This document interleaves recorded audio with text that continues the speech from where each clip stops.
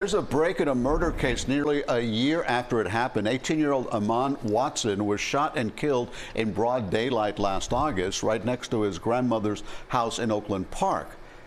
Well, today, Broward County Sheriff's deputies announced that 3 men have been arrested in connection to his death. CBS News Miami's Bree Buckley joins us live from BSO headquarters. And Bree, you spoke to family members? Yeah, and Elliot, they tell me this last almost year has just been so tough for them, as you can imagine. It's hard for them to talk. They didn't want to talk to us on camera, but sharing this is a bit of relief. They say they're still mourning the loss of Amon. They say he was a new father when he was murdered, and the neighbors as well just sharing such fond memories of him. I love him. He was a nice kid. He was very respectable. 18-year-old Amon Watson was well known and loved in his grandmother's neighborhood. He was a nice young man, He respected me, and very nice. That's the same neighborhood where he was shot to death last summer. He lost her, you know what I'm saying? That's the youngest of a grandchild.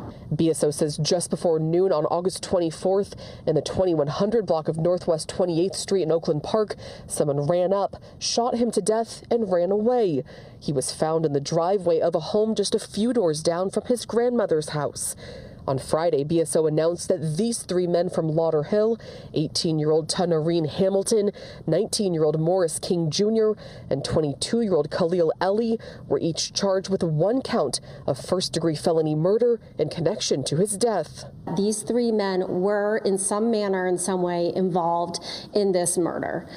So they all do face the same charge.